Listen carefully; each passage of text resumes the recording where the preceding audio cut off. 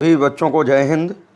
बच्चों, कल आप लोगों ने जो है इलास्टिसिटी के कुछ इम्पोर्टेंट क्वेश्चन आप लोगों ने देखा था। टेस्ट नंबर 37 था। उसमें जो है कुछ क्वेश्चंस जो है छूट गए थे, तो आज जो है उन्हीं प्रश्नों को इस टेस्ट में हम लोग देखेंगे। आइए जो है क्वेश्चन नंबर 1 देखते हैं। देखो बच्चों, जो है जो भी क्वेश्चन हम आपको दे रहे हैं ये सब बिल्कुल एग्ज़ाम पॉइंट ऑफ व्यू से बहुत ही महत्वपूर्ण क्वेश्चंस हैं और नंबर 1 के सवाल हैं। ये जो है मतलब यही क्वेश्चन एग्ज़ाम में आते हैं और जो क्वेश्चन नहीं आने वाले हैं उनको मैं छोड़ दे रहा हूँ। केवल वही क्वेश्चन हम आपको करा रहे हैं जो क्वेश्चन एग्ज़ाम में आते हैं, हर बार आते हैं। ध्यान रखिएगा, इन क्वेश्चंस को आप अच्छे तरीके से कर लीजिए। आपको किसी भी एग्ज़ाम में आप बैठेंगे, ठीक है, एयरफोर्स हो, एनडीए हो, नेवी हो, किसी में बैठेंगे तो आप ज़रूर एक बार हमें याद करेंगे कि सर ने ये पढ़ाया था। ठीक है, तो सभी लोग सबसे पहले जो वीडियो देख रहे हैं वो लाइक कर दें, वीडियो को शेयर भी कर दें। अच्छा, दूसरी बात यह है कि समय काफ़ी बच्चों का जो है रुझान कम हुआ है पढ़ाई में, हमें लग रहा मन कम लग रहा है। लेकिन बच्चों, हम आपको ये कहना चाहेंगे, जो इस समय पढ़ लेगा लॉकडाउन में वही जो है सफल होगा, और जो इस समय जो है इंतज़ार कर रहा होगा कि एग्ज़ाम की डेट आए तब मैं पढ़ूंगा, तो बच्चों उसको थोड़ा सा कहीं न कहीं से समस्या आ जाएगी और उसको 6 महीने बैक होना पड़ेगा। तो प्यारे बच्चों, आप सभी लोग अपनी ऊर्जा को कम ना करिए। आप जो है कंटिन्यूअसली फिजिक्स, मैथ्स, इंग्लिश तीनों सब्जेक्ट का अच्छे तरीके से रिवीजन करते रहिए, जिससे कि एग्ज़ाम जब भी हो, और ज़रूर होगा एग्ज़ाम, ध्यान रखिएगा। उतने अब मान लो एग्ज़ाम की डेट आ गई तो आप रिवाइज नहीं कर पाओगे, परेशान हो जाओगे। इसलिए रेगुलर आप जो है जैसे ही वीडियो अपलोड हो तुरंत आप वीडियो को वॉच करिए, ज़रूर उसको क्वेश्चन को नोट करिए, कॉपी में नोट्स बनाइए प्रॉपर तरीके से, बहुत ही अच्छा होगा। चलिए बच्चों, क्वेश्चन नंबर 20 तक हम लोगों ने देख लिया था। इलास्टिसिटी के 20 सवाल हम लोगों ने पिछले टेस्ट में देखा था। आज ये क्वेश्चन नंबर 21 से स्टार्ट हो रहा है ये टेस्ट। तो देखिएगा, यहाँ पर देखिएगा क्वेश्चन आपका है, एक सिरे से ऊर्ध्वाधर लटके तार के निचले सिरे पर, ठीक है, तो यहां से देखिएगा, एक सिरे से ऊर्ध्वाधर, ये देखिए यहां पर ये रिजिड सपोर्ट है, ऊर्ध्वाधर ये कोई वर्टिकल डायरेक्शन में कोई वायर जो है लटका हुआ है। निचले सिरे से 200 न्यूटन, F = 200 न्यूटन, 200 न्यूटन का फोर्स यानी वेट लटकाने पर इसकी लंबाई में वृद्धि जो हो रही है, जब लंबाई में इंक्रीमेंट हो रहा है उस लंबाई में वृद्धि को स्मॉल एल कह दो, ठीक है। स्मॉल एल का मान 1 मिलीमीटर दिया गया है। तो इलास्टिक पोटेंशियल एनर्जी क्या होगी, यानी वर्क डन क्या होगा। तो हमने आप लोगों को वर्क डन बताया है, यानी इलास्टिक पोटेंशियल एनर्जी बता दिया है।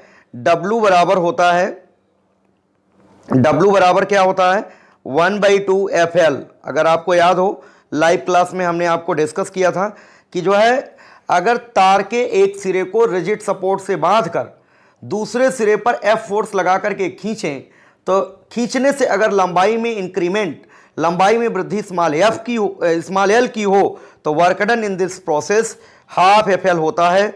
बच्चों, यहां पर 1/2, और जो वेट लटकाया गया है फोर्स 200 न्यूटन, यहाँ 200 लिखेंगे। लंबाई 1 मिलीमीटर, लंबाई में वृद्धि 1 मिलीमीटर की होती है, 10⁻³ मीटर। तो यहाँ से बच्चों ये कितना हो जाएगा, 100 इंटू 10⁻³ 10⁻1 हो जाएगा, और 10⁻1 का मतलब 1/10 होता है। 1/10 का मतलब हो जाएगा 0.1।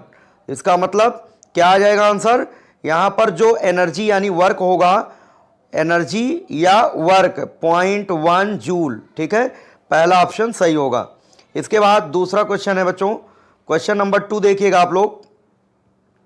क्वेश्चन नंबर 2 देखिए, सेकंड क्वेश्चन, यदि सिग्मा अनुदैर्ध्य विकृति लॉन्गिट्यूडनल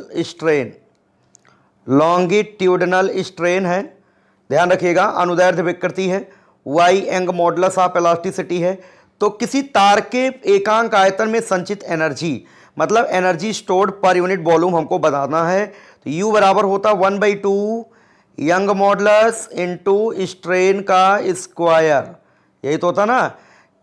U बराबर 1/2 यंग प्रत्यास्थता गुणांक गुणे विकृति का स्क्वायर। विकृति को यहाँ पर सिग्मा दिया गया सवाल में, कंफ्यूज करने के लिए, क्योंकि सिग्मा आप लोगों ने प्रतिबल पढ़ा है, यहाँ पर सिग्मा लॉन्गिट्यूडनल स्ट्रेन कह दिया। कोई दिक्कत नहीं, किसी भी सिंबल से जो है डिनोट करने के लिए यहाँ पर सवाल में कह दिया जाए तो केवल आपको फार्मूला याद होना चाहिए, 1/2y इंटू स्ट्रेन का स्क्वायर मतलब सिग्मा स्क्वायर इंटू वाई अपान 2। इस तरीके से बच्चों पहला ऑप्शन सही होगा। इसके बाद क्वेश्चन नंबर 23 है। क्वेश्चन नंबर 23 देखिएगा, यदि एक तार को खींचकर, कोई वायर है उसको खींच करके 2 गुना कर दिया जाता, उसकी लंबाई डबल कर दी जाती। जैसे मान लो पहले लंबाई उसकी L थी और बाद में उसको खींच करके उसकी लेंथ कितनी कर दी गई, 2L कर दी गई, तो यंग मॉडुलस पूछा गया कितना हो जाएगा। बच्चों यंग मॉडुलस जो होता है वो नेचर ऑफ मटेरियल पे डिपेंड करता है। तो लंबाई खींचने से, लंबाई को बढ़ाने से क्या नेचर ऑफ मटेरियल बदल जाएगा? नहीं। जब नेचर ऑफ मटेरियल नहीं बदलेगा, मटेरियल तो वही है। अगर वो स्टील का पहले था L लंबाई का, तो खींचने के बाद भी तो स्टील ही रहेगा, तो यंग मॉडुलस क्या रहेगा? वही रहेगा। पहला ऑप्शन है हाफ, दूसरा है सेम, तीसरा ऑप्शन ट्वाइस और चौथा ऑप्शन 4 टाइम्स। तो क्या हो जाएगा? सेम। ठीक है, ये इंपॉर्टेंट बहुत है, ये बहुत इंपॉर्टेंट सवाल है, इसको ध्यान रखिएगा, एग्जाम में जरूर आएगा। प्रत्यास्था गुणांक का मात्रक, unit of modulus of elasticity क्या होता है? एक तो न्यूटन पर मीटर स्क्वायर होता है, ठीक है, और न्यूटन को क्या लिख सकते हैं? किलोग्राम मीटर पर second square upon metre square. 1 metre से मीटर कट जाएगा तो क्या आएगा? किलोग्राम पर, देखो नीचे मीटर है, kilogram upon metre second square. तो क्या हो जाएगा? Option B, option B correct होगा। इसके बाद हम लोग देखते हैं next question, question number 25। Question number 25 देखिएगा, दृढ़ता गुणांक का विमीय सूत्र। मॉडुलस ऑफ रिजिडिटी का डायमेंशनल फार्मूला हम लोगों को बताना है।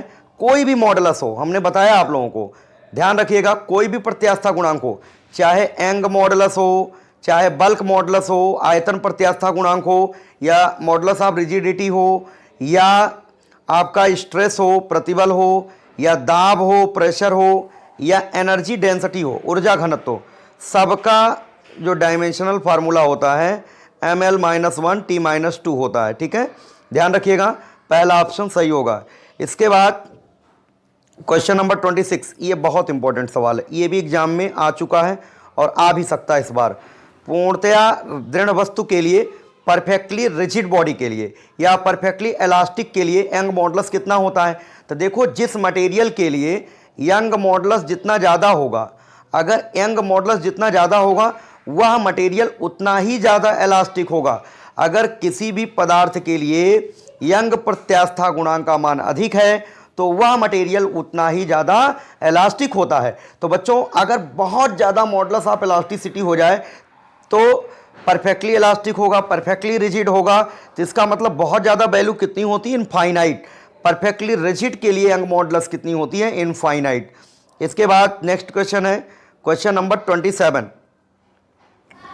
क्वेश्चन नंबर 27 देखिएगा, एक तार से भार mg लटकाने पर, देखो ये रिजिड सपोर्ट है, ये कोई वायर है, यहाँ पर वेट mg लटकाया जा रहा है। mg लटकाने से इसकी लंबाई में जो इंक्रीमेंट हो रहा है वो स्मॉल l का हो रहा है, लंबाई में वृद्धि स्मॉल l की होती है। इस प्रक्रिया में वर्क डन बताना है। तो W बराबर बच्चों होता है हाफ FL, जानते ही हो, ठीक है। अगर F फोर्स एक सिरे पर लगाकर खींचे, L लंबाई में वृद्धि हो, तो वर्क डन कितना होता है? Half FL।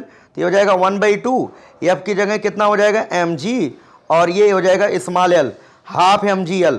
तो कौन सा ऑप्शन सही होगा? पहला ऑप्शन। बहुत पूछा जाता है, ये सारे क्वेश्चन इंपॉर्टेंट हैं जो एग्जाम में पूछे जाते हैं बार बार, तो इनको अच्छे से आप लोग कर लीजिएगा। ठीक है, अगला सवाल है, एक तार से कोई वेट लटकाने पर, कोई वेट mg लटकाने पर लंबाई में वृद्धि 1 मिलीमीटर होती है, मतलब डेल्टा L की वैल्यू 1 mm दिया गया। उसी पदार्थ, सेम सब्सटेंस मतलब y सेम, अगर सेम पदार्थ सवाल में लिखा हो तो y का मान क्या होगा? सेम होगा।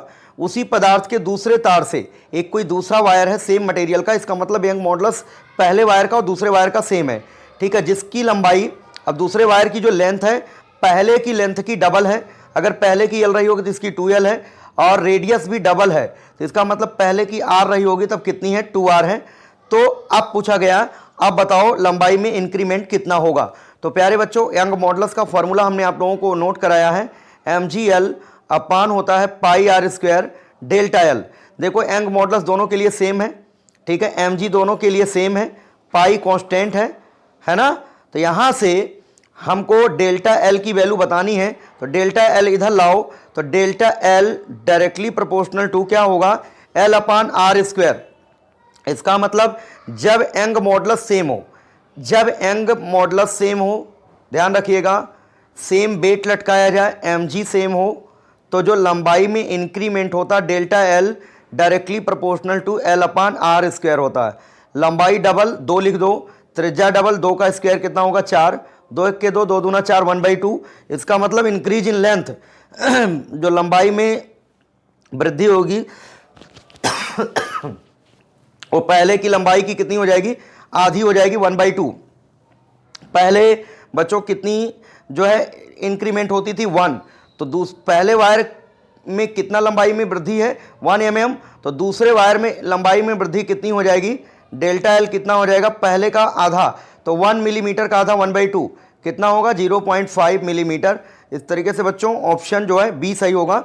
अब ये न्यूमेरिकल प्रॉब्लम नहीं है, ध्यान रखिएगा, ये कॉन्सेप्ट बेस्ड सवाल है, जितने भी हम आपको करा रहे हैं, ठीक है, सारे कॉन्सेप्ट बेस्ड सवाल हैं। तो बच्चों इन सभी प्रश्नों को आप कॉपी में नोट करें और जो है रिवाइज करते रहिए प्रॉपर तरीके से, बहुत अच्छा रिजल्ट आने वाला आप लोगों का। जिस तरीके से कुछ बच्चे जुड़े हुए हैं काफ़ी अच्छा कर रहे हैं, रिस्पांस अच्छा दे रहे हैं और रेगुलर जुड़े हुए हैं, तो मुझे लगता है कि बहुत अच्छा रिजल्ट आने वाला है। पूरे यूट्यूब चैनल पर सबसे अच्छा रिजल्ट जो है फिजिक्स का आप ही लोगों का आएगा, देख लीजिएगा। अगर आप लोग नियमित काम करते रहे इसी तरीके से, जिस तरीके से आप लगे हो, ऐसे ही बच्चों जो है कंटिन्यूटी को बनाए रखिए, बहुत अच्छा रिजल्ट आने वाला है। कल मिलते हैं बच्चों। इस वीडियो को ज़्यादा से ज़्यादा शेयर भी करते रहिए आप लोग।